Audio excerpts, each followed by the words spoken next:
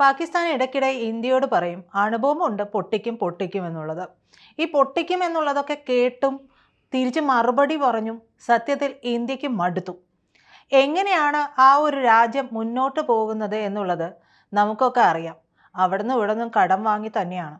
ഈ കടം വാങ്ങുന്നത് പോട്ടെ, ഇത് തിരിച്ചു കൊടുക്കാൻ ശേഷിയുണ്ടോ എന്ന് ചോദിച്ചാൽ അതുമില്ല.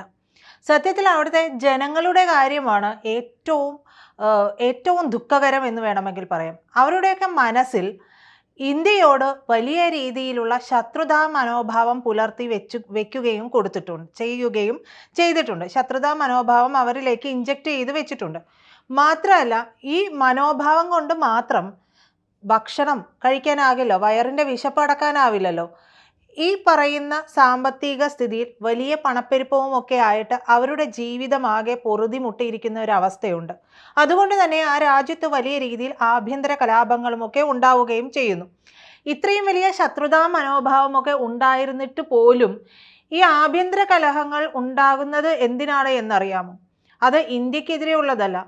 തിരിച്ച് അവരിൽ ചിലരെങ്കിലുമൊക്കെ ഇന്ത്യയോട് ചേരണം, ഇന്ത്യയോട് ചേർന്നുകൊണ്ട് മുന്നോട്ട് പോകണം എന്നുള്ള രീതിയിലുള്ള തീരുമാനങ്ങളിലേക്കൊക്കെ എത്തിയിരിക്കുന്നു എന്നുള്ളതാണ്. അതായത് പാക് ഭരണകൂടത്തിനെതിരെ, അത് പൊളിറ്റിക്കൽ ഭരണകൂടമായിക്കോട്ടെ, മിലിറ്ററി ലീഡർഷിപ്പ് ആയിക്കോട്ടെ, ഇത് രണ്ടിനുമെതിരെ അവിടെ ജനം രംഗത്ത് വരുന്ന ഒരു സ്ഥിതിവിശേഷമുണ്ട്. ഇത്രയൊക്കെ അവസ്ഥയിലാണെങ്കിലും അവിടുത്തെ പൊളിറ്റിക്കൽ മിലിറ്ററി ലീഡർഷിപ്പിൻ്റെ ഉന്നത തലങ്ങളിലുള്ളവർക്കൊന്നും യാതൊരു തരത്തിലുമുള്ള ബുദ്ധിമുട്ടുകളുമില്ല. കാരണം അവർക്ക് വരുന്ന ഫണ്ടുകളെല്ലാം അവരുടെ കീശയിലാക്കുക തന്നെയാണ് ഈ പറയുന്ന അസീം മുനീറും ഷെഹബാസ് ഷെരീഫും ഉൾപ്പെടെയുള്ളവരൊക്കെ ചെയ്തുകൊണ്ടിരിക്കുന്നത്. അതുകൊണ്ട് അവരുടെ കുടുംബങ്ങൾ സസുഖം ജീവിക്കുകയും സാധാരണക്കാരായിട്ടുള്ള ജനങ്ങൾ അവിടെ പട്ടിണി കിടന്ന് മരിക്കേണ്ട ഒരവസ്ഥയിലേക്കുമൊക്കെ എത്തുകയും ചെയ്യുകയാണ്. നമുക്കറിയാം ഇത് വലിയ ഒരു പ്രതിസന്ധിയാണ് എന്നുള്ളത്. ഈ രാജ്യത്തിൻ്റെ പൊതുകടം എന്ന് പറയുന്നത് നമ്മളെ ഞെട്ടിപ്പിക്കുന്നതാണ്. 2025 ജൂണോടുകൂടി $286.832 ബില്യൺ പാകിസ്ഥാൻ്റെ പൊതുകടം കുതിച്ചുയർന്നു എന്നുള്ളതാണ് റിപ്പോർട്ടുകളിൽ നിന്ന് നമുക്ക് മനസ്സിലാക്കാനായിട്ട് സാധിക്കുന്നത്.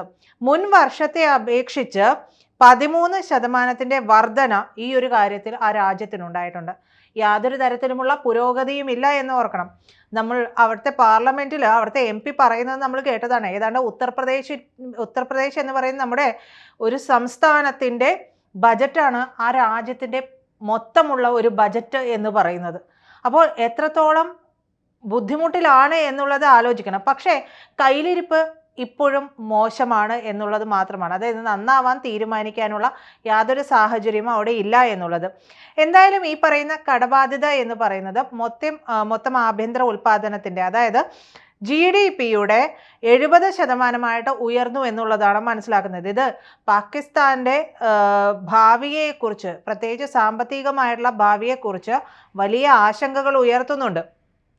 നമുക്കറിയാം, ഇത്തരത്തിൽ കടം വാങ്ങിക്കഴിഞ്ഞിട്ടുണ്ടെങ്കിൽ എങ്ങനെ ഈ ഒരു രാജ്യം മുന്നോട്ട് പോകും എന്നുള്ളത് ആശങ്കയാണ്. നമ്മളെ സംബന്ധിച്ച് ഈ ആശങ്കപ്പെടേണ്ട കാര്യമൊന്നുമില്ല. കാരണം ഇപ്പോൾ നമ്മൾ ആ രാജ്യത്തെ വിളിക്കുന്നത് ശത്രു രാജ്യം എന്നാണ്.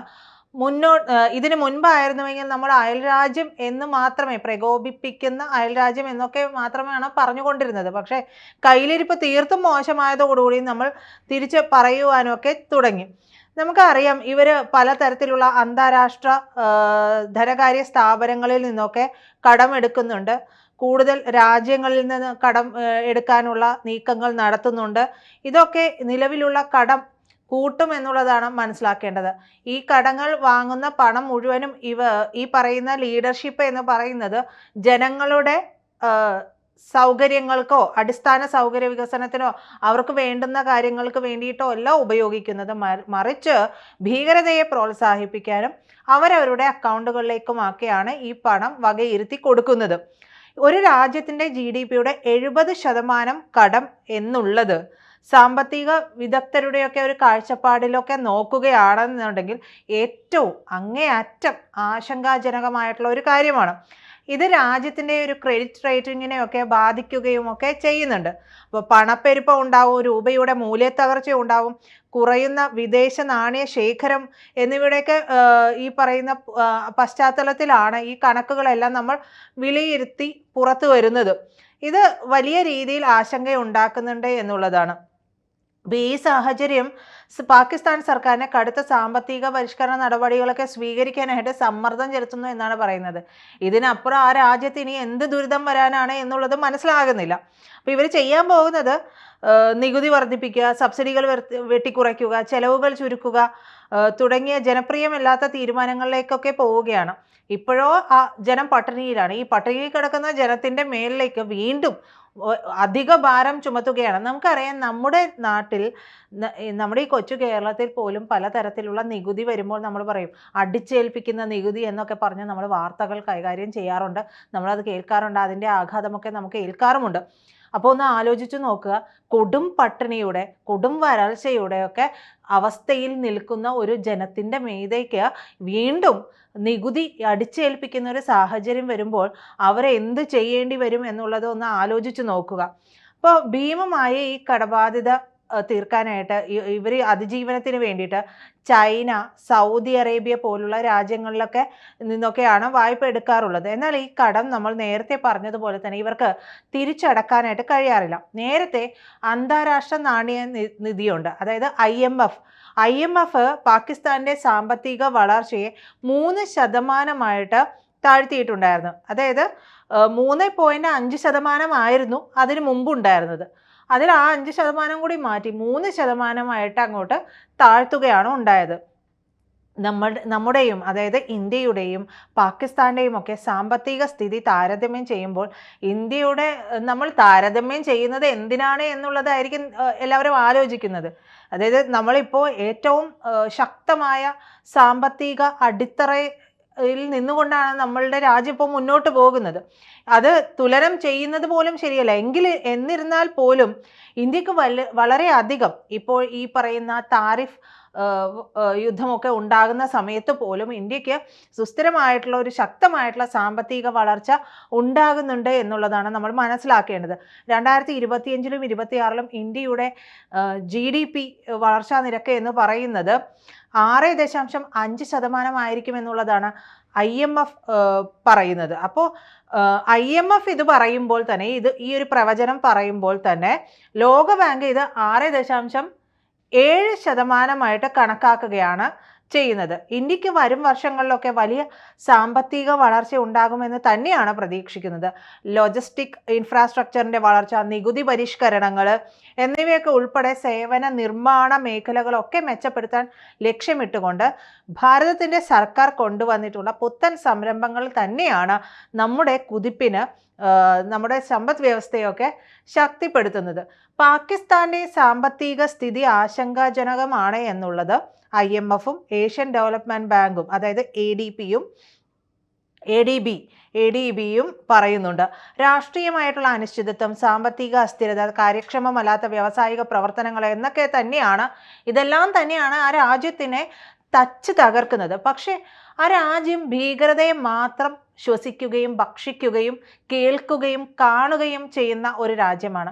അതിന് ഇനി നമ്മളിപ്പോൾ പറയില്ലേ താലിബാൻ്റെ കാര്യം, താലിബാനിൽ പോലും, അതായത് അഫ്ഗാനിസ്ഥാനിൽ പോലും താലിബാൻ വന്നതിന് ശേഷം ഒരു മാറ്റം ഉണ്ടാകുന്നുണ്ട്. ആ മാറ്റം അത് നമുക്ക് അനുയോജ്യമാണോ എന്നുള്ളത് വേറൊരു കാര്യം. അത് നയതന്ത്രപരമായിട്ടുള്ള ഒരു കാഴ്ചപ്പാടിലൂടെ നോക്കുമ്പോൾ അത് വേണ്ടത് തന്നെയാണ് എന്നുള്ളത് മറ്റൊരു കാര്യമാണ്. അപ്പോൾ ഇതെല്ലാം വളരെ തലനാരിഴ കീറി പരിശോധിച്ചാൽ പോലും ആ ഒരു മാറ്റം അഫ്ഗാനിൽ പോലും ഉണ്ടാകുന്നുണ്ട്. അവരുടെ രാജ്യത്ത് ഇൻഫ്രാസ്ട്രക്ചറൊക്കെ വളരേണ്ടതിൻ്റെ ഒരു ആവശ്യകത, അവരുടെ രാജ്യം സാമ്പത്തികമായിട്ട് ഉയർന്നു വരേണ്ടതിൻ്റെ ഒരു ആവശ്യകതയൊക്കെ താലിബാൻ പോലും മനസ്സിലാക്കുന്നുണ്ട്. എന്നിട്ടും യഥാർത്ഥ പൊട്ടന്മാർക്ക് ശരിക്കും ഇത് മനസ്സിലാവുന്നില്ല എന്നുള്ളതാണ്.